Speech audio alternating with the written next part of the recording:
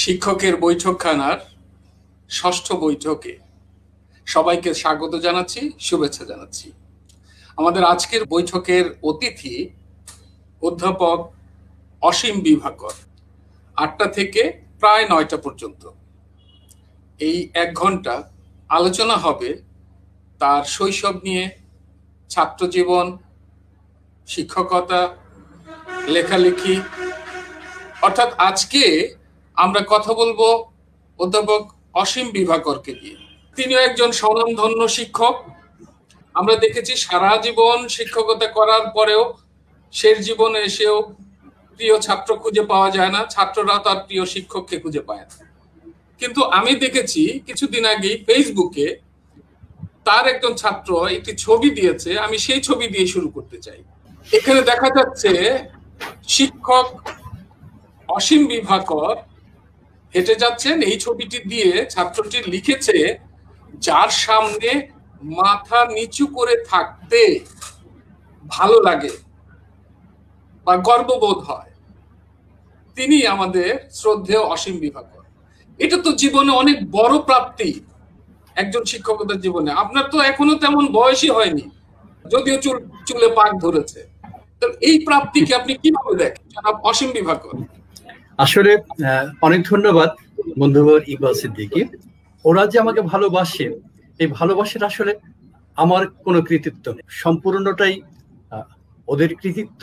ওদের অন্তর উদার বলেই আমার মতো একজন একেবারেই আমি তো আসলে নিজেকে যোগ্য মানুষ ভাবতেই পারি না, কারণ যোগ্য মানুষ হবার জন্য যে কাজগুলো করা দরকার আমি আসলে সেগুলো করতে পারি না। তারপরও ওরা যে আমাকে ভালোবাসে বা ওরা আমার প্রতি যে শ্রদ্ধা প্রদর্শন করে, এটা পুরোপুরি ওদের বদান্যতা বলি, ওদের উদারতা বলি বা ওদের অন্তরের প্রসারতা বলি, ঠিক তাই। স্বাগত জানাচ্ছি সংস্কৃতি জনাব লিয়াকত চৌধুরীকে। আমরা একটা কবিতা শুনে আসি বরং। আবৃত্তি করছি প্রিয় শিক্ষাগুরু অসীম বিভাকর স্যারের একটি আক্ষেপসূচক কবিতা। পাখিও বোঝে ঝড়ের বাতাসে ডানা মেরে উঠতে নেই, হরিণও বোঝে উদম শরীরে বাঘের সমুখে ঘুরতে নেই। মৌমাছি দেখো ফুল থেকে শুধু মধুর অংশ বুঝে নেয়, বাবুই পাখিরা বাসা বানাবার খড়কুটো ঠিক খুঁজে নেয়। পায়রার দল কোথাও উড়ে যায় সারি বেঁধে ঝাঁকে ঝাঁকে, ডলফিনগুলো শত বিপদেও একসাথে মিলে থাকে। সেই শৈশবের ঘরের নিয়ম পাখিদেরও শেখা হয়ে যায়, উড়তে জানে না মায়ের চোখেই আকাশটা দেখা হয়ে যায়। বৃষ্টি আসার খবর কিভাবে পিঁপড়ার দল জেনে যায়, নিজেকে বাঁচাতে সকল নিয়ম ঠিকঠাক মতো মেনে যায়। জোনাকির পাল দিনের বেলায় কোথায় যেন লুকিয়ে, রাত ছাড়া সে তো বাইরে আসে না যত খোঁজো মাথা ঝুঁকিয়ে। সূর্যমুখীটা সূর্যের সাথে হেসে হেসে কথা কয়, যেই মেঘ আসে হাসি চলে যায় অভিমানে মুখ ঢেকে রয়। কিন্তু মানুষ কি তারা যারা নিয়মটা মানে না? নিজ ভালো নাকি পাগলেও বোঝে, তারা কি একথা জানে না? ধন্যবাদ সবাইকে। এই যে আক্ষেপের কবিতা, ছাত্র বলল আমাদের স্যারের আক্ষেপের কবিতা, কিসের এত আক্ষেপ আপনার? আক্ষেপটা আসলে মানুষকে নিয়ে। প্রকৃতির যত প্রাণী আছে তারা প্রত্যেকেই তাদের একটা নির্দিষ্ট নিয়ম মেনে চলে, কিন্তু মানুষকে এত বিবেচনা দেওয়া হয়েছে, এত কর্মকৌশল পদ্ধতি তাদের মাথায় দেওয়া হয়েছে, কিন্তু স্বার্থপরতা কিংবা আত্মকেন্দ্রিকতা মানুষকে কিন্তু এইসব বৈশিষ্ট্য থেকে দূরে সরিয়ে দিয়েছে। মানুষ স্বার্থমগ্ন হতে হতে এতটাই পথ ভরে গিয়েছে যে তার যে নির্দিষ্ট দায়িত্ব, তার যে মনুষ্যত বোধের বিকাশ ঘটানোর যে কর্মকাণ্ড, সেগুলো মানুষ করছে না, বরং মানুষের বুদ্ধিবৃত্তিকে সৎ পথে পরিচালিত না করে ন্যায়সঙ্গত কাজ করে তা একেবারেই নিজস্ব কিভাবে রক্ষা করা যায় কিংবা নিজের স্বার্থকে কিভাবে আরো বাড়ানো যায় সেইগুলো নিয়ে ব্যস্ত, যেগুলো আসলে কখনোই একজন মানুষ হিসেবে করা উচিত নয়। যেমন এই কথাটা আমরা প্রত্যেকেই জানি, সবসময় বলি যে বৃক্ষ জন্ম থেকেই বৃক্ষ, পশু জন্ম থেকেই পশু, কিন্তু মানুষ জন্ম থেকেই মানুষ নয়। মানুষকে মনুষ্যত্ব অর্জন করতে হয়। মানুষের ভেতরে দুটা সত্য কাজ করে, একটা হলো তার মানবিক সত্তা, একটা তার জৈবিক সত্তা। কিন্তু আমরা জৈবিক সত্তার প্রভাবে মানবিক সত্তাকে ভুলে যাচ্ছি এবং আমরা ক্রমাগত প্রবৃত্তির বশীভূত হয়ে প্রাণীকুলের চেয়েও, যে প্রাণীকুলে যেসব প্রাণী আছে তাদের যে স্বাভাবিকতা, সেই স্বাভাবিকতা থেকেও নিজেদেরকে অধঃপতিত পর্যায়ে নিয়ে যাচ্ছি। এবং এই আক্ষেপ থেকেই আমি বলেছি যে আসলে প্রকৃতির প্রতিটি প্রাণী ঠিক ঠিক নিয়মগুলো পালন করে, কিন্তু আমরা ঠিক ঠিক পালন করি না। যেমন এই যে করোনা মহামারী, বারবার বলা হচ্ছে স্বাস্থ্যবিধি মেনে চলার জন্য, মাস্ক পরার জন্য, আমরা সেগুলো তোয়াক্কাই করছি না, আমরা সেগুলো পাত্তাই দিচ্ছি না। আমরা স্বাস্থ্যবিধি মানছি না, আমরা সামাজিক দূরত্ব মানছি না, এবং নিজেকে সুস্থ রাখার জন্য যে বিধিগুলো পালন করা দরকার আমরা কিছুই করছি না। মূলত এই আক্ষেপ থেকেই, এই কষ্টবোধ থেকেই এই কবিতাটা আসলে লিখেছিলাম। লিয়াকত চৌধুরী, আপনার লেখালেখি নিয়ে কি মনে করেন? আপনার এত আক্ষেপ কেন? আপনি তো আপনার ব্যাখ্যা দিয়েছেন, কিন্তু পাঠক হিসেবে বা আমরা আপনার ভক্ত হিসেবে আমাদের দৃষ্টিতে, পাঠকের দৃষ্টিতে বা সমালোচকের দৃষ্টিতে আপনার আক্ষেপকে সমালোচকরা কিভাবে দেখছেন, পাঠক কিভাবে দেখছেন? জীবনে বহু সংকট আপনি পার করেছেন, নানা রকম। এখন আপনি কি সংকট পার করছেন বা কিভাবে উত্তরণ করেছেন? আসলে সংকটকে আমরা যখন মনে করি সংকট, তখন সেটি সংকট। মানে সংকটের বিষয়টা আসলে পুরোপুরি মানসিক। বাধা দেখা দিচ্ছে, কিন্তু সবসময় আমার কাছে মনে হয়েছে যে বাধাটা যারা দিচ্ছে বা বাধাটা যে দিক থেকে এসছে, আসলে সমস্যাটা তাদের সমস্যা ভেবে আমি সেগুলোকে আসলে নিজের উপরে নিতে খুব কম চেষ্টা করেছি।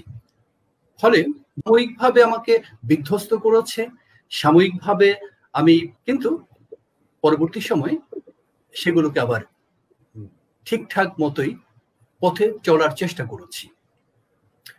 আমরা যদি আমার পারিবারিক জীবনের কথা বলি, আমরা কিন্তু একেবারেই একটি মধ্যবিত্ত পরিবার থেকে এসেছি। আমার দাদা ছিলেন স্বশিক্ষিত, প্রাতিষ্ঠানিকভাবে শিক্ষিত ছিলেন না, তার জ্ঞানের পরিধি অনেক ব্যাপক ছিল। ওই পরিবার থেকে আমার বাবা বেরিয়ে আসেন এবং সেই বেরিয়ে আসার মধ্যে পারিপার্শ্বিক প্রতিকূলতা ছিল, প্রতিবেশগত প্রতিকূলতা ছিল, স্কুল ছিল অনেক দূরে। সেই জায়গা থেকে উনি বের হয়ে আসলেন এবং তিনি যখন পড়াশোনাটা শুরু করলেন, তখন আশেপাশের খুব কমজনই পড়াশোনা করেছে। তিনি উচ্চশিক্ষা গ্রহণের অনেক এলাকার মধ্যে তিনি প্রথম উচ্চশিক্ষা নিয়ে বেরিয়ে আসলেন। তো তার এই অভিজ্ঞতাগুলো আমাদের জীবনে কাজে লেগেছে এবং তিনি সবসময় আমাদের বলতেন যে কিভাবে এই প্রতিবন্ধকতাগুলো অতিক্রম করতে হয়। ফলে যে সংকটগুলো আমাদের সামনে এসছে, সেই সংকটগুলো বাবার অভিজ্ঞতার আলোকে আমরা সেই সংকটগুলো খুব সহজেই মোকাবেলা করতে পেরেছি। ফলে যেটা হয়েছে যে হ্যাঁ, সেটা সাময়িকভাবে হয়তো আমার মনোজগৎকে কিছুটা প্রভাবিত করেছে, মনোজগৎ কিছুটা সংকটে ফেলেছে, কিন্তু তারপরে আবার সেই সংকট থেকে বেরিয়ে আসার একটা পথ তৈরি হয়েছে এবং এইভাবেই সামনে এগিয়েছি মানে কতটুকু সামনে এগোতে পেরেছি সেটা মানে একেবারেই প্রশ্ন সাপেক্ষ, আদৌ সামনে এগোতে পেরেছি কিনা। তবে যেটুকু পেরেছি সেটুকু হলো ওই আমার মানে বাবার অভিজ্ঞতা, আমার পরিপার্শ্বজন যারা ছিলেন তাদের সহযোগিতা, এবং এভাবেই আমি হয়ে উঠেছি। আপনার বাবা তো শিক্ষক ছিলেন, আমরা তাকে শিক্ষক হিসেবে দেখেছি, এবং তিনিও বাংলা পড়াতেন, এবং তিনি এক সময় কাজী আজমউদ্দিন কলেজের প্রিন্সিপাল হয়েছিলেন। তো আপনিও বাংলা পড়াচ্ছেন। আমাদেরই একজন সহকর্মী, তিনিও বাংলার প্রভাষক, আপনি তাকে চেনেন ব্যক্তিগতভাবে, মোহাম্মদ তারিকুল ইসলাম জনি। তিনি জানতে চেয়েছেন শিক্ষকতাকে পেশা হিসেবে বেছে নেওয়ার ক্ষেত্রে আপনার অনুপ্রেরণা কি ছিল। আরেকজন আবার মন্তব্য করেছেন, শিউলি বেগম, দুজনই আমার খুব প্রিয় মানুষ। আমরা তো এখন এখানে 3 জন আছি, আসলে তিনি কোন দুজনকে প্রিয় হিসেবে বেছে নিয়েছেন আমি ঠিক জানি না। লিয়াকত হয়তো তখন অফ স্ক্রিনে ছিলেন, সেই জন্য শিউলি এটা বলেছে। মানে আপনি কেন শিক্ষক হলেন? আসলে আমার প্রথম জীবনের ইচ্ছাটা ছিল হলো সমাজ পরিবর্তনের একজন সৈনিক হব। তারপর সেই স্বপ্ন থেকে যে কোনো কারণে হোক আমি, কিন্তু সমাজ পরিবর্তন হোক এই ইচ্ছাটা আছে। তারপরে ইচ্ছাটা প্রথম থেকেই ছিল যে জীবনে যদি কিছু করি তাহলে শিক্ষকতাকেই গ্রহণ করব। এবং এখানে আমার যতটুকু মনে হয় আমার বাবাই এখানে আমার প্রধান প্রেরণা। কেননা বাবাকে শিক্ষক হিসেবে দেখেছি এবং বাবা শিক্ষকতাকে মনে করতেন একটি ব্রত। তাকে যখন বলা হতো আপনি কি চাকরি করেন, বাবা বলতেন আমি চাকরি করি না, আমি শিক্ষকতা করি। এবং একটা বিষয় আমি সবাইকে জানিয়ে রাখতে চাই যে শিক্ষকতা পেশার বাইরে আমি আর কোথাও একটি আবেদনও পেশ করিনি। শিক্ষকতা পেশাকে নিয়েছি এই জন্যে যে আসলে শিক্ষক তার কথাকে বা তিনি যা ভাবেন সেই ভাবনাগুলোকে অনেকের মধ্যে ছড়িয়ে দিতে পারেন। যেমন এই যে একটু আগে বললাম যে মনুষ্যত্ব, মানবিকতা, বৃক্ষ জন্ম থেকে, এই কথাগুলো আমি সারাক্ষণই অন্তরে লালন করি। এবং শিক্ষকতা ছাড়া এই কথাগুলো কিন্তু এভাবে প্রজন্মের কাছে পৌঁছানো যেত না। এবং সেই স্বপ্ন থেকেই, সেই দায়িত্ববোধ থেকে কিংবা সেই ভালোবাসা থেকেই আসলে আমি শিক্ষকতাকে গ্রহণ করেছি। এবং আমি নিজেকে শিক্ষক হিসেবে পরিচয় দিতে খুব গর্ববোধ করি। শিক্ষক হিসেবে যখন শিক্ষার্থীদের সামনে দাঁড়াই, সত্যি সত্যি আমি তখন নিজেকে একটু অন্য উচ্চতায় নিয়ে যাই, বা নিজের ভেতরটা তখন অনেক বড় হয়ে ওঠে যে না, আমি আমার স্বপ্নের জায়গায় দাঁড়াতে পেরেছি। লিয়াকত চৌধুরী এসেছেন, আবার জানি না কখন তিনি যাবেন, কখন তিনি আমাদের থেকে বিচ্ছিন্ন হয়ে যাবেন। তো আমি সেই জন্য লিয়াকত ভাইয়ের কাছে আগে যেতে চাই। যে প্রশ্ন ছিল এর আগে, অসীম বিভাকরের কবিতায় এই আক্ষেপকে আপনি কিভাবে দেখেন? জানি না কখন কেটে যাবে, আমি জানি না ঠিক। আমি একটু ভূমিকা দিয়ে নেই, দিই, তারপরে আমি আমার যে প্রশ্নটি করেছেন সেই প্রশ্নটির উত্তরটা আমি দেব। সম্প্রতি প্রয়াত অলোক রঞ্জন দাশগুপ্ত তিনি একটি কবিতায় বলেছেন, ছন্দ ছাড়বো না। তার অর্থ তিনি কবিতা লিখবেন, ছন্দকে তিনি বাদ দেবেন না। ছন্দ কেন কবিতায়? কারণ ছন্দ কবিতার মূল যে মাচা, মঞ্চ, সেটাই তৈরি করে। ছন্দ না থাকলে তো আর কবিতা হতে পারে না। আমি এই ছন্দকে বলতে চাই স্পন্দন। স্পন্দন আর মিটার, মানে মূল ছন্দের ভিতরে পার্থক্য আছে। আমি শুধু ছন্দ নিয়ে বলতে চাচ্ছি। এখন ছন্দের ব্যাপারটা হচ্ছে এই যে কবি আসলে কোনো কিছুকে প্রকাশ করেন না, প্রকাশ করতে চান না। তিনি আসলে শব্দকে এমন ভাবে সাজান যাতে করে একটা ছন্দবোধ তৈরি হয়। এবং এই ছন্দের ভিতরেই একটা কথা বলা বলি শুরু হয়ে যায়। অনেকে বলেন আসলে কবিতা হচ্ছে সাউন্ড, অর্থাৎ সাউন্ডের ভিতর দিয়েই আসলে কবি আসলে সাউন্ড নির্মাণ করেন, শব্দ নির্মাণ করেন, ধ্বনি নির্মাণ করেন, এবং তার ভিতর দিয়েই কিন্তু কবিতা আসলে হয়ে ওঠে। আরেকটি কথা বলছে, আমি ছন্দের কথাটা একটু পরে আসছে, আরেকটি কথা বলেছেন প্রয়াত অলোক রঞ্জন দাশগুপ্ত। তিনি বলছেন যে কবিরা এখন কেন লিখবে, কারণ সমস্ত মূল্যবোধ যখন ভুলণ্ঠিত, মানে বিপর্যয় ঘটেছে, তখন কবিরা কেন লিখবেন, লেখে কি হবে, কেন লিখবেন তিনি? তিনি তার উত্তরটা দিয়েছেন যে না, কবিকে লিখতেই হবে, কারণ কবি যদি না লেখেন কিছু, তিনি যদি তার দিনপঞ্জি গুলো না লেখেন, কবি দিনপঞ্জি লিখছেন, তার আত্মস্মৃতি লিখছেন, তার জীবনী লিখছেন কবিতার ভিতর দিয়ে। রবি ঠাকুর এই কথাটা কিন্তু বলেছিলেন একবার, যে আসলে আমরা আসলে আত্মজীবনী লিখি কবিতার ভিতর দিয়ে বা গল্পের ভিতর দিয়ে।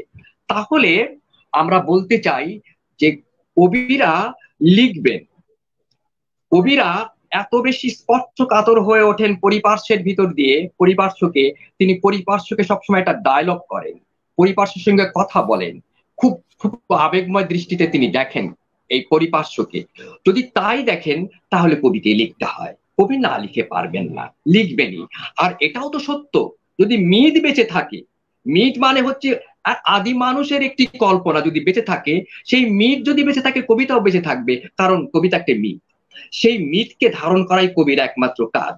কবি লিখবেন, কি লিখবেন তিনি তিনি তার মতো করে লিখবেন, এবং লিখবেন ভালো পারুন মন্দ পারুন, আক্ষেপ আসুক বা পদক্ষেপ আসুক, তিনি লিখবেন, হতাশা আসে থাকবে, তিনি তা লিখবেন। কিন্তু লেখার ভিতর দিয়ে একটি মূল্যবোধ তৈরি থাকবে, একটি মূল্যবোধের জায়গা যদি তৈরি থাকে, তাহলে আমরা জিনিসগুলো ভালোভাবে বুঝতে পারবো। এখন কবি অসীম বিভাকর একটি আক্ষেপ সূচক কবিতা লিখেছেন, কবিতাটি আমার কাছে আছে, আমি পড়েছি।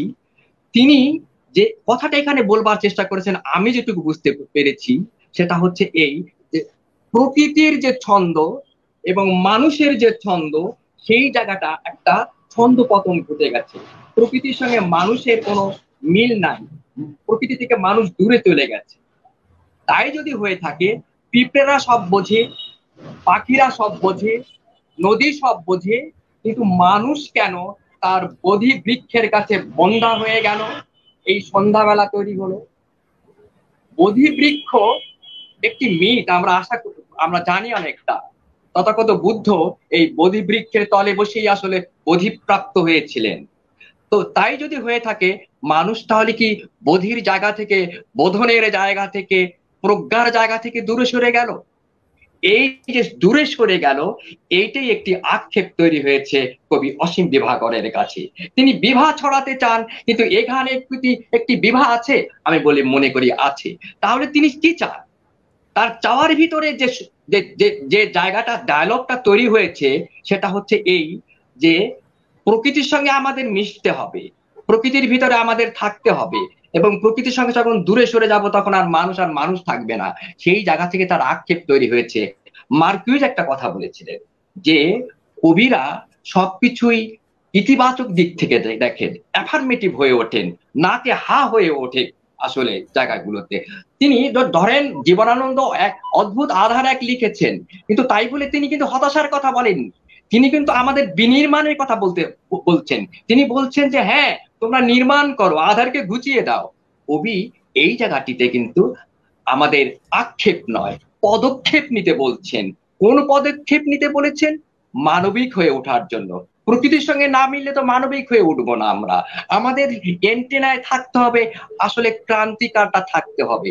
আমি যা বলেছিলাম যে কবিকে লিখতে হবে, সেই জায়গা থেকে কবি অসীম বিভাকর আসলে আমাদেরকে পদক্ষেপ নিতে বলছেন। আক্ষেপ তো মোটেই নয়, ওটা তার কথা, কিন্তু আমরা আমাদের কথা বুঝতে চাই কবিতার ডিএনএ এর ভিতরে আছে আসলে সত্যই আমরা যাতে করে প্রজ্ঞাবান হয়ে উঠি, আমরা যাতে জ্ঞানী হয়ে উঠি, এই কথাটাই আসলে বলতে চাই। আমার কাছে মনে হয়েছে কবিতার প্রাণ ভোমরা বা ডিএনএ কিন্তু ওই জায়গাটিতে আছে। একটা কথা আমি বলছি, আমার কথাটা এখানে শেষ করে দিতে চাই যদি সময় দেন। তাহলে কবি আরো কিছু হতাশার কথা বলেছেন। তিনি বলছেন এই পথে হতাশার কথাগুলো শোনার আগে আমরা দেখেন আরেকটা কবিতা ওনার আছে আমার সামনে, এটা একটু শুনে নেই। সেটাও আমার কাছে কেমন মনে হয়, দুঃসময় কবিতাটা ইকবাল নিশাত আবৃত্তি করেছেন, ওটা শুনে একসাথেই আপনি বলতে পারবেন। এটা একটু শুনে নেই, তারপর বলি কেন শুধু আক্ষেপ, কেন শুধু দুঃসময়। আমরা কবিতাটা একটু শুনে আসি। মৌমাছি ঝাঁক, কষ্টে পড়ে পাখির দল, কষ্টে পড়ে গাঁয়ের বধূ, স্নিগ্ধ অথই নদীর জল, মেঘের অবাধ উড়াল দেখে আকাশের মুখ কালো হয়, দুঃখগুলো জমাট বেঁধে একদিন হরতাল হয়। কষ্টে পড়ে শাপলা দিঘি, কষ্টে পড়ে চলার পথ, কষ্টে পড়ে শিশুর হাসি, কষ্টে পড়ে স্বাধীন মত, কষ্টে পড়ে গাছগাছালি, বৃষ্টি ভেজা চাষির হাল, কষ্টে পড়ে পাহাড় টিলা আর দুঃখিনী পাড়ার খাল। কষ্টগুলো ছড়িয়ে যায়, রৌদ্রে বালি তপ্ত হয়, অঙ্কুরিত বীজের ডাকেই জীবন জেতা রপ্ত হয়। এই যে এত কিছু, এত প্রোগ্রামে, এত কর্মসূচিতে আছেন, ছাত্ররা এত ভালোবাসে, তারপরেও এত আক্ষেপ, এত দুঃখ, এত কষ্ট, এই কষ্টের কথাগুলোর মধ্যে আনন্দের কথা কোথায়? আমরা তো জানি যে আপনি লিয়াকত চৌধুরী বলেছিলেন যে এই করোনার কালে আপনি অনেকগুলো কবিতা লিখেছেন করোনা, সেটা নিয়ে লিয়াকত ভাই বলবেন। তো এত কষ্ট কিসের? লিয়াকত ভাইয়ের কাছে কি মনে হয় যে কথা তিনি শেষ করতে যাচ্ছিলেন? শুনে আসি তার কথা, তারপর আমরা অসীম বিভাকরের কাছে শুনবো আবার কিসের এত কষ্ট তার। অসীম বিভাকর একটা দারুণ ঐতিহাসিক কাজ করেছেন এই করোনা কালে। আমি তাকে একটু উজ্জীবিত করেছিলাম যে আপনি লিখে যান, কবিতা লিখুন, আপনি যা পারেন। তিনি 50টির উপরে কবিতা, অর্ধশতকের উপরে কবিতা লিখেছেন এবং প্রত্যেকটি কবিতা তিনি আমাকে শুনিয়েছেন। অসাধারণ। আমি কখনো মনে হয়েছে যে না আমার ভালো লাগছে না, আমি বলেছি যে আমার ভালো লাগেনি, আপনি একটু চেঞ্জ করুন, পরিবর্তন করুন। পরিবর্তন করেছেন উনি দারুণ ভাবে আসলে মানুষকে নিতে চান, গ্রহণ করেন মানুষকে, রিসিপশন পাওয়ার তার অনেক। তবে একটা কবিতা পড়ছি। এই পথে হাঁটে একাই পথিক, আর নেই কোনো মুখ, গাছের পাতারা কাকে ছায়া দেবে, মনে তাই অভিমান, ঘর জুড়ে শুধু অস্থিরতা, কান্নায় কাঁপে বুক, পূবের আকাশে চোখ খুঁজে ফেরে যদি দেখা যায় প্রাণ। অদ্ভুত ব্যাপার, সবকিছুর ভিতরে যে শব্দটি আসলো সেটা হচ্ছে প্রাণ। প্রাণের কিন্তু আমরা এটাকে একটা মেটাফরিক জায়গাতে নিতে পারি। প্রাণ মানে আমি আমার এখানে ধরে প্রাণ আছে ব্যাপার নয়। প্রাণ আছে আমার আমার শক্তি, আমার উজ্জীবন, আমার গতি, আমার আশা, আমার ভরসা। সেই জায়গা থেকে তিনি বলেছেন প্রাণ। নির্ঝরের স্বপ্নভঙ্গে কবি প্রাণ চেয়েছিলেন। আজি প্রভাতে রবির কর, কেমনে পশিল প্রাণের পর, কেমনে পশিল গুহার আধারে প্রভাত পাখির গান, না জানি কেন রে এতদিন পরে জাগিয়া উঠিল প্রাণ। এত অস্থিরতার ভিতরে, এত একার ভিতরে এই যে তিনি পথিক, আমরা জানি তার এই অস্থিরতাটা আমরা জানি এবং তার এই অভিমান আমরা জানি, কিন্তু তারপরেও তিনি প্রাণের জন্য ভিক্ষা চেয়েছেন, প্রাণকে তিনি চান। এখানে কিন্তু আশার কথা আছে, কিন্তু পুরো কবিতা পড়লে মনে হচ্ছে তিনি আশাবাদী হতে চান। এই অস্থিরতার ভিতর দিয়েও পথিক, একদম নির্জন একটা পথিক হওয়ার পরও তিনি আশাবাদী হতে চান, তিনি প্রাণময় হয়ে উঠতে চান, গতিমান হয়ে উঠতে চান, তিনি সমস্ত অস্থিরতাকে তিনি বর্জন করতে চান। আরেকটি নির্ঝরের স্বপ্ন ভঙ্গের মতোই কি এই কবিতাটাই? সেটা একটা সুরেলা কবিতা, বিখ্যাত কবিতা রবি ঠাকুরের কাছে, সেখানে আমি নিয়ে যেতে চাই না। কিন্তু আমি এই যে প্রাণের ব্যাপারটা তার এখানে আসলো, সেটাকে আমি শুধু বলতে চাই যে কবি কি করে এই প্রাণের কথা বলতে চাইলেন। তাহলে কি কবিতার ভেতরে একটি কন্টিনিউটি আছে, একটি ধারাবাহিকতা আছে? রবি ঠাকুর থেকে জীবনানন্দ হয়ে কি তিনি আবার অসীম বিভাকরের রূপে এসেছেন? তা হতেই পারে। প্রকৃতি নিয়ে কথা বলা, প্রকৃতি থেকে মানবীয় করে তোলা আসলে জীবনানন্দের পরে আমি মনে করি আমার যতটুকু ধারণা কবিতা সম্পর্কে অসীম বিভাকর তা করেছেন। অসীম বিভাকর কখনোই নাগরিক কবি নন, কখনোই তিনি নাগরিক কবি নন। তিনি গ্রামের কবি, তিনি আসলে মানুষের কবি, তিনি সৌন্দর্যের কবি, তিনি প্রকৃতির কবি আসলে যদি বলতে চাই। তাই আমি সেই কথাই বলতে চাই যে আসলে প্রাণের জন্য তিনি সংগ্রাম করেন, এবং হতাশা সবসময় কিন্তু কবির জন্য আসলেও কখনোই তা গ্রাহ্য করা যাবে না। হতাশার ভিতরে অবশ্যই একটি প্রাণের জন্য তিনি সংগ্রাম করছেন, এবং সেটা দায় দায়িত্ব পাঠক আমাদের, কিভাবে আমরা কবিতার বাইরে যে কবিতাকে একটা ডিসপ্লেস করে যেয়ে, কবিতাকে স্থানান্তর করতে যেয়ে শব্দকে অন্য একটা ভুবনে যখন নিয়ে যাব, তখন কবিতা কবিতা হয়ে উঠবে। কবিতাকে বস্তুগত দিক থেকে দেখলে কখনোই কবিতার প্রাণ আমরা পাবো না। আর একটি কবিতা আপনি লক্ষ্য করুন, অদ্ভুত একটি কবিতা, আবার হকারেরা হাঁক দিয়ে যায়, ডাকে না কেউ, শিশুর সাথে সন্ধি করে ওড়ে না আর ধুলো, পাখির ডাকে কেমন যেন লুকোচুরি, বুকের ভিতরে ঘাই দিয়ে যায় একটি ভুলো। অসম্ভব। আমি কবিতাকে যদি বলি একটা একটা অনিশ্চয়তা থাকে, অনিশ্চয়তা থাকে, তাহলে এই কবিতার ভিতরে আছে কি ভুল, কি ভুল তিনি করেছেন, কি ভুল আমি জানি না, কিন্তু আমি এই শব্দকে বলবো একটা এলেন ওয়ার্ড, অর্থাৎ বাইরের একটি শব্দ এখানে আসছে। এই যে দেখুন আপনি, ধুলো এবং ভুলো, আর্টিস্টিক একটা কাজ করেছেন তিনি। আমরা ভুলটাকে বুঝতে পারি না তিনি কি করেছেন। খুব লিরিক্যাল একটি কবিতা, এবং নিজের ভঙ্গিতে তিনি লিখেছেন এই কবিতাটি। কিন্তু ধুলো এবং ভুলো, এই যে তিনি কি মিলের জন্য করেছেন, অন্তমিলের জন্য করেছেন? না, তা তিনি করেন নাই। কিন্তু আমার কাছে করেছেন এটা আপত্তিক একটি জায়গা এসেছে ভুলো, একটি অ্যালেন ওয়ার্ডের, আমি মনে করি অ্যালেন ওয়ার্ডের ভিতরে কিন্তু একটা আর্টিস্টিক কাজ আছে। এই এই কাজটি তিনি করেছেন, এবং কোথায় আর্টিস্টিক কাজটা, কোথায় শিল্পময় কাজটা? এই ধুলো এবং ভুলো, এই দুটো জায়গার যে রাইমিংটা তিনি করেছেন, সেই রাইমের দিকে যে অদ্ভুত সাউন্ড তৈরি হয়েছে, সেই সাউন্ডটি তো তিনি করেছেন। তাহলে এই যে ঘাই দিয়ে যায় একটি ভুলো, বুকের ভিতরে ঘাই দিয়ে যায় শব্দটা আপনি বুঝতে পেরেছেন? আপনারা, আমার যারা শ্রোতা এবং যারা আমাকে শুনছেন, তারা কি এই শব্দটাকে আমরা বুঝতে পারি না? গ্রামীণ এই যে ঘাই মারা, এই যে ঘাই মারা শব্দটি তিনি লিখেছেন, এটা অদ্ভুত একটা ব্যাপার। এই ধরনের কিছু এক্সপেরিমেন্ট কিন্তু জীবনানন্দও করেছেন। কবিতার ভিতর তিনি অনেক সময় একবারে এমন সব শব্দ এনেছেন যা তার আনার কথা না, তাই তিনি এনেছেন, ইংরেজি শব্দ এনেছেন, কিন্তু জীবনানন্দ দাশ ওইখানে পার পেয়ে গেছেন। এই ঘাই মারা কবি, তিনি ঘাই মারছে তার বুকের ভেতরে, কিন্তু আমাদের ভিতরে কিন্তু এই ঘাই মারছে। কোন ঘাই মারছে? কিন্তু অদ্ভুত ছন্দের ভিতরে তিনি দেখছেন যে শিশু আর তাদের ধুলো উড়োচ্ছে না, সন্ধি হয়ে গেছে, হকারদের ডাকেও তো হয় না। তাই তো করোনার ভিতরে হয়েছে আমাদের, আমরা তো অনেকটা নির্জীব হয়ে গেছি। তাই সেই নির্জীবতার ভিতরে তিনি ভুল খুঁজেছেন।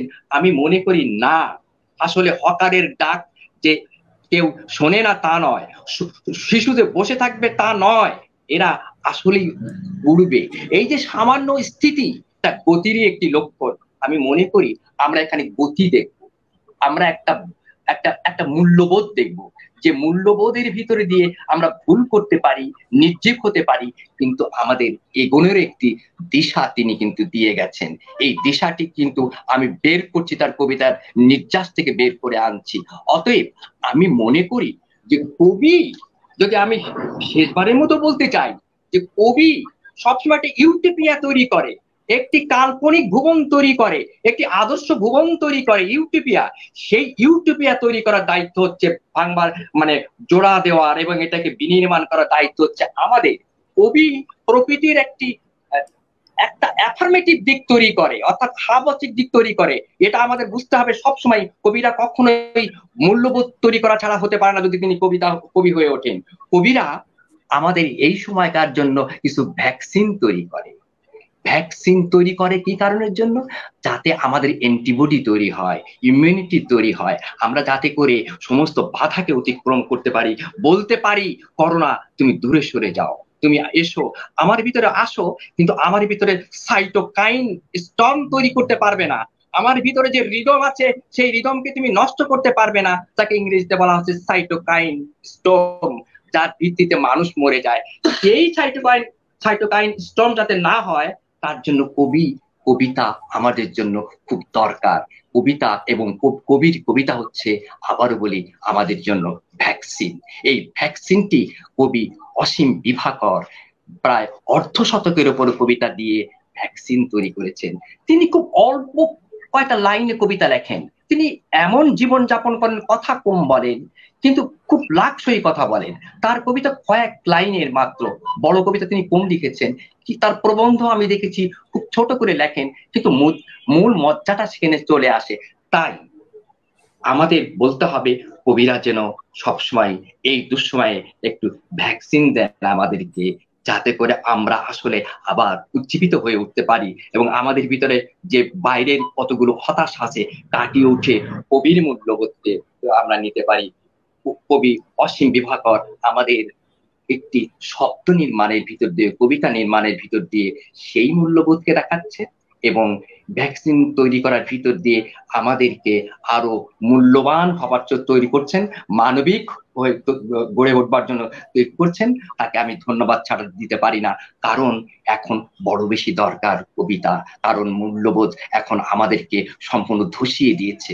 নানা জায়গা থেকে নানা দুষ্কর্ম আমরা দেখছি, তার ভিতরে কবিতা আমাদের তো ফুল, কবিতা আমাদের জন্য তো একটি মূল্যবোধ। সব মিলিয়ে অসীম বিভাগকে দীপ্তি ছড়াবেন, সেটা আমি চাচ্ছি। কবিতার ভ্যাকসিনের পাশাপাশি আমি আরেকটা জিনিস দেখতে পাচ্ছি, এখানে জিয়ারুল ইসলাম মন্তব্য করেছেন, অসীম বিভাকর স্যারের হারমোনিয়ামের সুর খুব মিস করি, স্যারের কণ্ঠে রবীন্দ্রসঙ্গীত শুনতে চাই। এটা তো একেবারে এটা বোধহয় জিয়ারুল বোধহয় কোথাও একটা ভুল করছে। আমি তো আসলে মানে সঙ্গীতের সাথে কখনো ছিলাম না। এর মধ্যে তো আপনার কণ্ঠে কবিতা শোনার অনুরোধ আছেই, বেশ কয়েকটা আমি যেগুলো তুলে ধরেছি এর আগে মন্তব্য, আরো কিছু মন্তব্য হয়তো আসবে। কিন্তু যে কথা বললেন যে চারিদিকে মূল্যবোধের অবক্ষয়, এই যে কষ্ট বা আক্ষেপ, একটু জানতে চাচ্ছি, আপনি তো সরকারি লোক হিসেবে পরিচিত মানুষের কাছে, সরকারি নির্দেশ পালন করতে গিয়ে আপনার মনে হচ্ছে যে আমি অন্যায় করছি, এমন যন্ত্রণার মধ্যে কি আপনি কখনো পড়েননি? পড়লে উত্তরণ ঘটিয়েছেন কিভাবে? তবে এই প্রশ্নে যাবার আগে ওই যে কষ্ট নিয়ে যে কথাটা বললেন ওটা একটু কৈফিয়ত দিতে চাই। সেটা হলো, আপনি দেখবেন যে কষ্টে পড়ে মৌমাছি ঝাঁক, শেষে কিন্তু ওটা আছে যে অঙ্কুরিত বীজের ডাকেই জীবন জেতা রপ্ত হয়। আমি ওখানে জবাবটা দিয়ে দিয়েছি যে আসলে বীজ অঙ্কুরিত যেভাবে হয় সেই অঙ্কুরোদ্গমটা যদি আমরা খেয়াল করি তাহলে এই কষ্ট থেকে আমরা পরিত্রাণ পেতে পারি কিংবা কষ্টকে আমরা জয় করতে পারি। আর দায়িত্ব পালন করতে গিয়ে সেটা সরকারি হোক বেসরকারি হোক, হ্যাঁ অনেক সময় পছন্দ হয়নি, কিন্তু আমাকে সেটা স্বীকার করে নিতে হয়েছে এবং এই করে দেয়া একটা কষ্ট আসলে আমাকে সারাক্ষণই অন্তরকে দগ্ধ করে এবং সারাক্ষণই আমি অনুশোচনায় দগ্ধ হই এবং আমি মানে যদি সম্ভব হতো তাহলে নিজেকে হয়তো ওই জায়গা থেকে সরিয়ে নিতাম, কিন্তু বেঁচে থাকার প্রয়োজনে, বেঁচে থাকা মানে হলো বেঁচে থাকা না তো, জীবন ধারণের প্রয়োজনে, জীবিকা নির্বাহের প্রয়োজনে আসলে আমাদের অনেক কিছু মেনে নিই। এবং আমি আজকে সকালবেলা ভাবছিলাম এই যে মেনে নিই, আসলে এই মেনে নেওয়া কিন্তু সৃজনশীলতার পক্ষে কখনোই সহায়ক নয়। কেননা যারা মেনে নিয়েছে, যারা আনুগত্য স্বীকার করে জীবনযাপন করেছে, তারা কখনো সৃষ্টিশীল মানুষ হতে পারেনি। আমরা যদি ইতিহাসের দিকে তাকাই, যত সৃষ্টিশীলতা সবই না মেনে হয়েছে, সবই অস্বীকার করে হয়েছে। একটা গাছ লাগিয়ে দেওয়া হয়েছে, আমি বলবো যে হ্যাঁ এই গাছটাই হলো চূড়ান্ত, আমি কিন্তু আর নতুন গাছ লাগালাম না। কিন্তু আমি যদি বলি যে না, এই গাছের চেয়েও আমার কাছে ভালো গাছ আছে, এই ফলের চেয়েও আমার কাছে ভালো ফল আছে, তখনই আমি আরো একটি গাছ লাগাবার জন্য, আরো একটি ফলদ বৃক্ষ লাগাবার জন্য উদ্যোগী হব এবং আমি আরেকটি নতুন সৃষ্টির পেছনে ভূমিকা রাখতে পারবো। ওইটি আসলে ওই যে মানে যেটা বললেন যে আসলে কষ্ট হয়েছে কিনা, মানে একেবারে সেটা বলাই বাহুল্য। মাঝে মাঝে নিজেকে এত হীন মনে হয়, মাঝে মাঝে নিজেকে এত ক্ষুদ্র মনে হয় যে আহারে কেবলই এই পেট বাঁচাবার জন্য, কেবলই দুটা খেতে হবে বলে এই বিষয়গুলো মেনে নিচ্ছে, কি হবে নামে যদি এগুলো মেনে না নিই। কিন্তু তারপরও আমার যে বাস্তবতা, সে বাস্তবতা বাধ্য করে সেগুলোকে মেনে নিতে।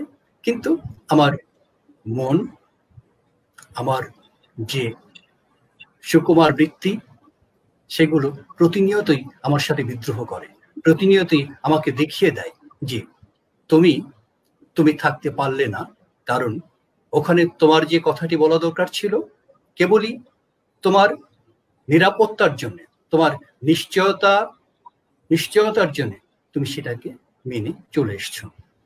এবং এই যে আপনি একটু আগে সংকটের কথা বলছিলেন, দ্বন্দ্বের কথা বলছিলেন, আসলে এগুলো আমার মধ্যে ওই যে কষ্টটা আসে কোত্থেকে? এই কষ্টটা আসলে এসব জায়গা থেকে আসে।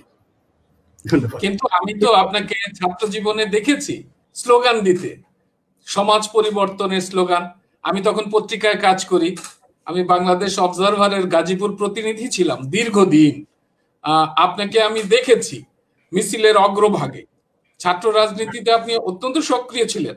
যারা সাধারণত ছাত্র রাজনীতি যারা করত তাদেরকে মানুষ একটু দূর থেকে একটু বাঁকা চোখে দেখতো, কিন্তু আমরা খেয়াল করেছি আপনাকে সবাই ভালো চোখেই দেখতো এবং আপনাকে মনে করতো যে এরা কেন এই ছাত্র রাজনীতি করে টোরে, রাজনীতি ফাজনীতি এগুলো করে করে জীবনটাকে নষ্ট করছে, এরকম মন্তব্য আমরা শুনেছি।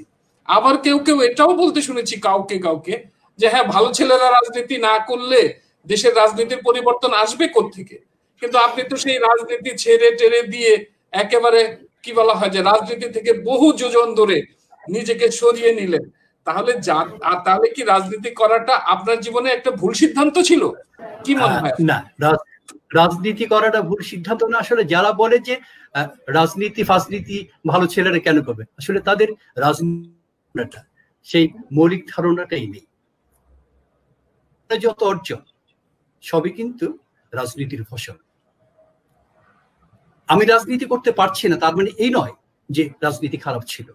আমি রাজনীতি থেকে দূরে সরে এসেছি তার মানে এই নয় যে রাজনীতি নষ্ট বিষয়। জীবনে যদি এখনো, যেমন আমরা যদি যে নদী দূষণের কথা বলি, আমরা যদি পরিবেশ দূষণের কথা বলি, এই দূষণগুলো থেকে আমরা কেননা এর মধ্যে রাজনৈতিক সদিচ্ছাটা যুক্ত হয়নি।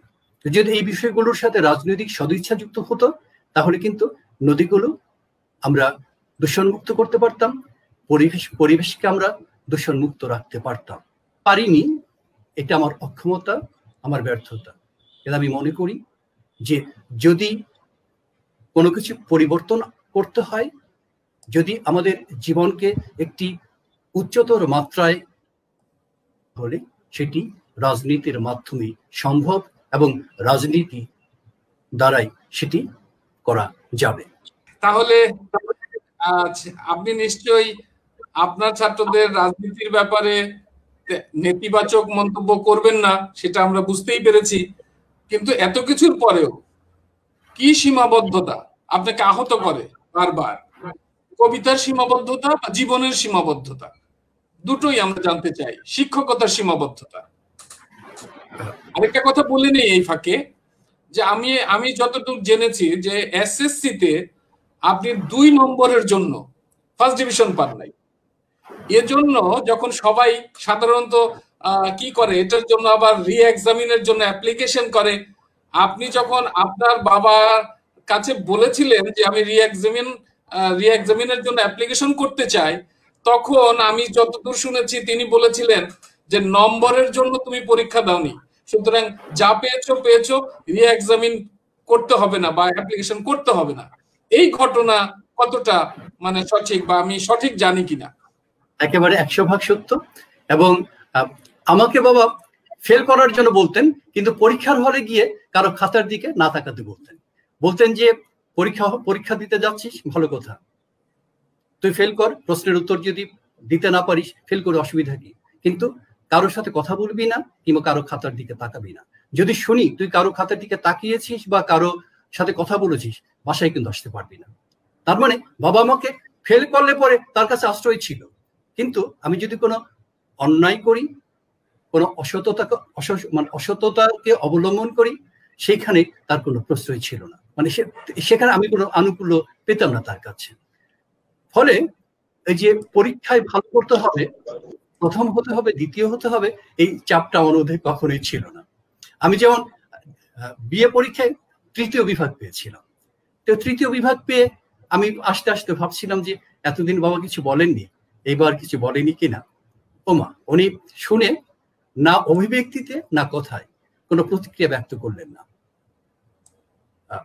কিন্তু আবার যখন এমএ পরীক্ষায় প্রথম শ্রেণী পেলাম, উনি কিন্তু খুশি হলেন। আমি যেখানে যাচ্ছি সেখানে বলছি যে হ্যাঁ তুমি প্রথম শ্রেণী পেয়েছ। আমি যে আপনার সাথে তো আমার দেখা হয়নি, বলে না তোমার বাবা বলেছে। তার মানে আমি খারাপ করেছি তার জন্য উনি আমাকে কোনো কিছু বলেননি, কিন্তু ভালো করার পরে তিনি কিন্তু খুশিটা ঠিকই হয়েছেন। তার মানে তিনি মনে মনে হয়তো চাইতেন আমি ভালো করি, কিন্তু সেটা কখনোই সেই ভালো করার তার যে আকাঙ্ক্ষা, সেই আকাঙ্ক্ষাটা কখনো আমার উপর চাপাতে চাননি। এবং বাবার আরেকটা কথা আমি বলি, সেটা হলো যে উনি সবসময়, মানে আমি যেমন রেগে যাই, উনি বলতেন যে প্রকৃতি প্রতিশোধ নেবে। এবং তিনি কখনোই, আমি সারা জীবনে তাকে কখনো রাখতে দেখিনি, বা কারো সম্পর্কে কোনো প্রতিহিংসামূলক কথা তিনি আমার সামনে উচ্চারণ করেননি।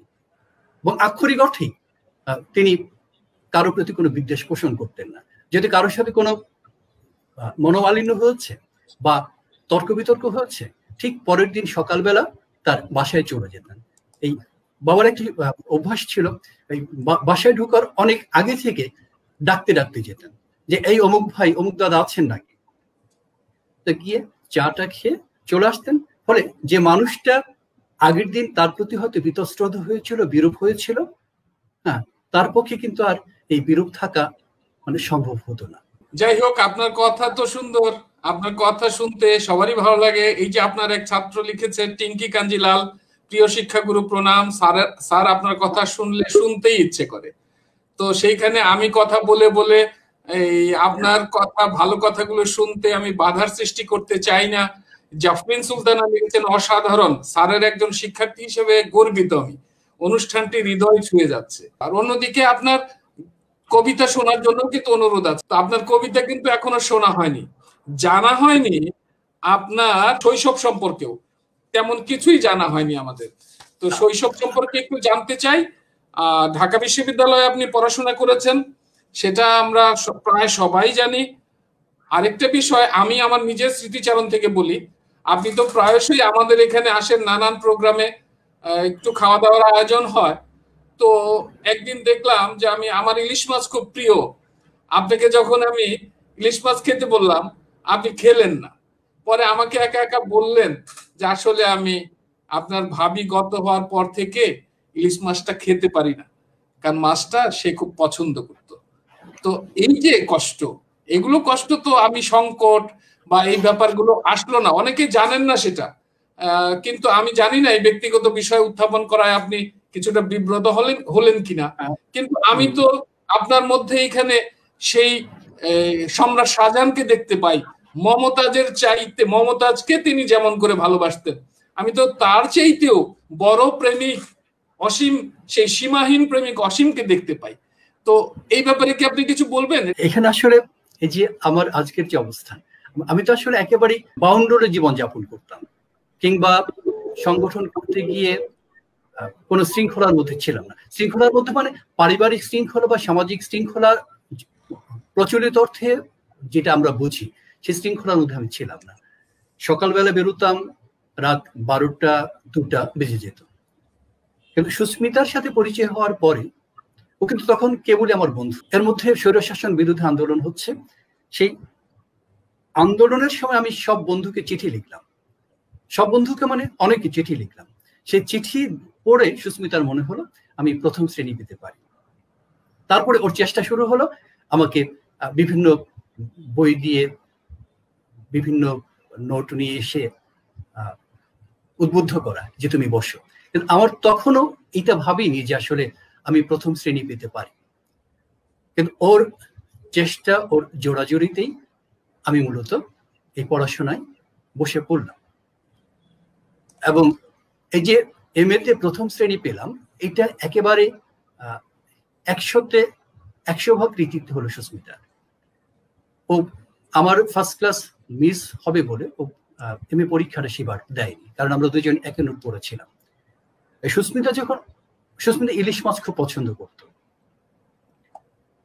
কিন্তু ও যখন অসুস্থ হয়ে পড়লো, অসুস্থ হয়ে পড়ার বেশ কিছুদিন আগে থেকেই ইলিশ মাছ খাওয়ার একটা পরিকল্পনা ছিল, কিন্তু সেটি আর যে কোনো কারণে হয়ে ওঠে। এখন ওই ইলিশ মাছ সুস্মিতা খেতে পারলো না। এবার আমি যখন ইলিশ মাছকে দেখি, তখনই আমার মধ্যে এক ধরনের মানে খুব কষ্ট মানে হলো মানে আর ইচ্ছা হয় না আর কি, সেই ইলিশ মাছের প্রতি মনটা টানে না, যে কারণে আসলে আমি খাই না। কিন্তু কষ্টকে জয় করেই তো আপনি টিকে আছেন, আমরা টিকে আছি এই সমাজে। আমরা শেষ পর্যায়ে চলে এসেছি। আমি শৈশবের কথা একটু বলবো না, একটু শৈশবটা একটু বলা দরকার। হ্যাঁ, জি জি, প্লিজ প্লিজ, শৈশব। আসলে না, কেটেছে মূলত নবীনগরে। নবীনগর মানে হলো ব্রাহ্মণবাড়িয়ার নবীনগর, অদ্বৈত মল্ল বর্মণের নবীনগর, ওস্তাদ আলাউদ্দিন খাঁর নবীনগর। এবং এই নবীনগর তিতাস নদীর তীরে অবস্থিত। আমি শুধু কয়েকটা ঘটনা বলি। ওখানে খুব চমৎকার মাছ পাওয়া যেত। দুধের সের ছিল 10 আনা, তখনও লিটার চালু হয়নি। 10 আনা মানে হলো 60 পয়সা, 50 পয়সা আর 10 পয়সা।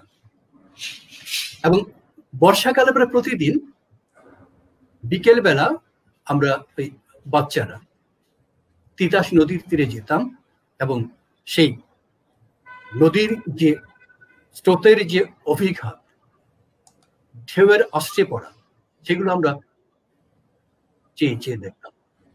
এবং নবীনগর সাংস্কৃতিক দিক থেকে এতটাই এগিয়ে থাকা একটা অঞ্চল, যেখানে প্রতিটি বাড়িতে সংস্কৃতির চর্চা হতো।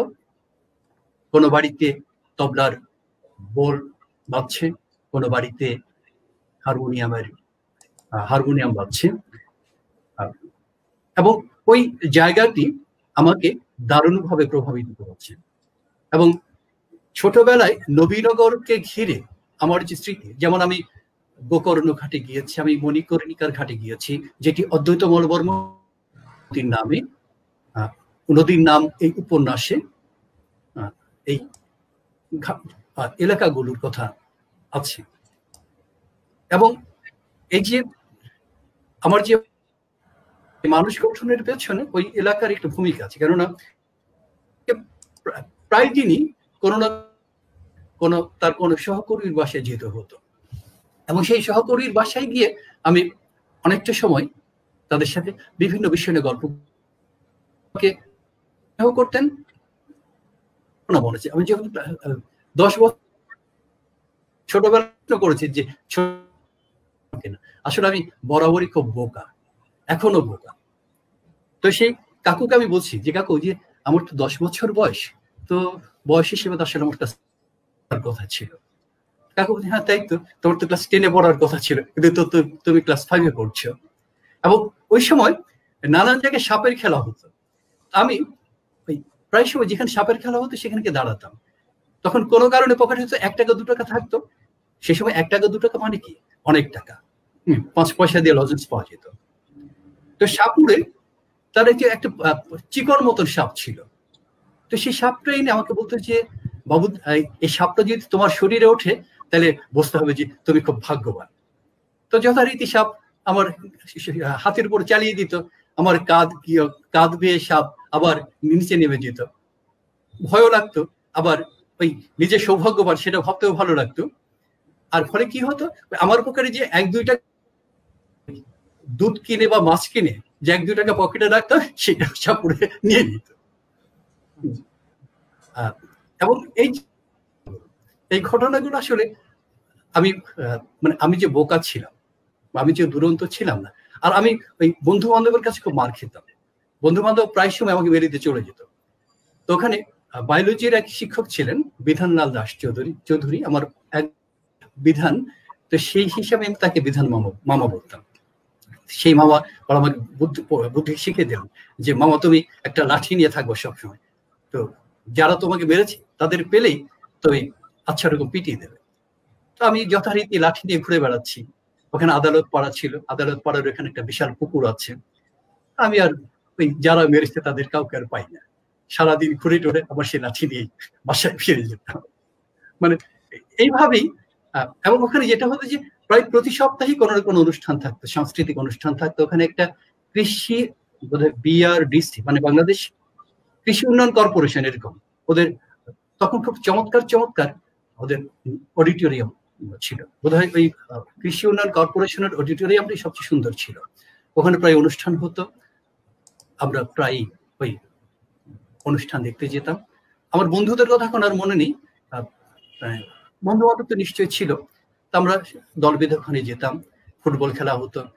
প্রথম বিভাগের খেলোয়াড়রা ওই নবীনগর পাইলট উচ্চ বিদ্যালয়ের, এবং আমি কিন্তু 5 পর্যন্ত গার্লস স্কুলে পড়েছি। এবং গার্লস স্কুলে পড়ার মাহাত্ম্যটা হলো এই, বাবা মনে করতেন যে প্রাইমারি স্কুলে দিলে আমার বুকে যাওয়ার একটা সম্ভাবনা আছে, সেজন্য উনি প্রাইমারি স্কুলে না দিয়ে গার্লস স্কুলে দিয়েছিলেন।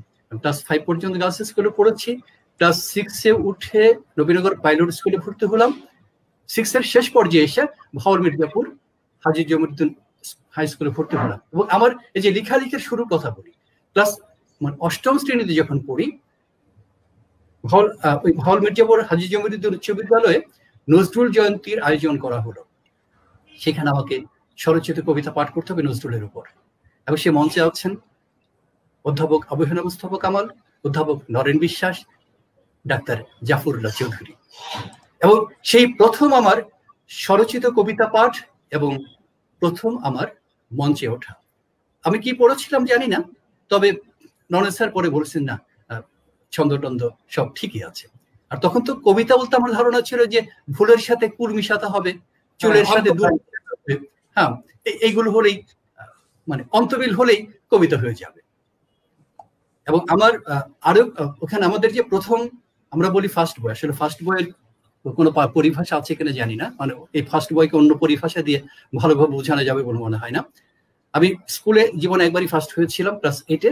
তারপরে তো ফার্স্ট বয় ভালো সুন্দর কবিতা লিখতো। আমরা দুজনে মিলে ওই ক্লাসে বসে কবিতা লেখার প্রতিযোগিতা করতাম। হ্যাঁ, একটু ভাব নিয়ে জানালা দিয়ে তাকিয়ে থাকতাম, তারপর দুজনে মিলে লিখতাম। মানে এইভাবে আসলে ওই সেই সময় থেকে লেখালেখি শুরু হয়েছিল। হ্যাঁ,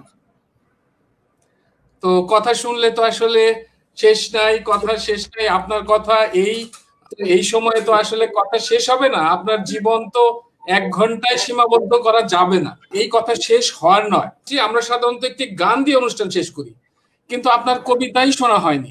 তাই আজকে আমি গানটা বন্ধই রাখতে চাই, অনুষ্ঠানটি শেষ করতে চাই আপনার কণ্ঠে আপনারই একটি কবিতা শুনে। অর্থাৎ আমরা আর বিদায় নেব না, আপনি কবিতার আগেই বিদায় নিয়ে নেবেন। কবিতা পড়ার মধ্য দিয়েই আজকের এই শিক্ষকের বৈঠকখানার যে 6ষ্ঠ বৈঠক, এই বৈঠকের সমাপ্তি ঘটবে। আবারও দেখা হবে আপনার সঙ্গে। আমি বিদায় নিয়ে নেই, এবং যারা এই আলোচনাটি শুনলেন, এখনো অনেক দর্শক এবং শ্রোতা লাইভে আছেন, বিভিন্ন জন মন্তব্য করছেন। যারা মন্তব্য করেছেন, এটা দেখেছেন, শুনেছেন এবং প্রশংসা করেছেন বা নিন্দা করেছেন, তাদের সবাইকে আবারও প্রীতি ও শুভেচ্ছা জানিয়ে আমি বিদায় নিচ্ছি এবং অনুরোধ জানাচ্ছি আজকের অতিথি অধ্যাপক অসীম বিভাকরকে তার স্বরচিত কবিতা আবৃত্তি বা পাঠ তিনি যেটাই করার জন্য। ধন্যবাদ বন্ধুবর ইকবাল সিদ্দিকী। ধন্যবাদ জানাচ্ছি এতক্ষণ যারা কষ্ট করে সময় নষ্ট করে এই অনুষ্ঠানটি শুনলেন, এবং তাদের প্রতি আমার কৃতজ্ঞতা জানাচ্ছি। শুরুতে হতাশার কথা বলা হচ্ছিল, আসলে শেষ কবিতাটাও অনেকটা হতাশার মতোই হয়ে যাচ্ছে। কবিতার শিরোনাম হারিয়ে যায় মেঘ। সবে রোদের ঘুম ভেঙেছে, শরীরটা তার তপ্ত হবে ব্রহ্মতালু। হাঁটতে থাকা মানুষগুলো বসবে সে গাছের ছায়ায়, গাছটি ছায়া সরিয়ে নেবে। আকাশে মেঘ উঁকি দিয়ে হারিয়ে যাবে আবার কোথায়। পিপাসার জল ঢালতে গিয়ে দেখবে ঘরে শূন্য কলস, বড়শি ফেলে নদীর ঘাটে সকাল থেকে সন্ধ্যা হবে। কুঁচকে যাবে সবুজ পাতা, মাছের আর গিলবে নাটক।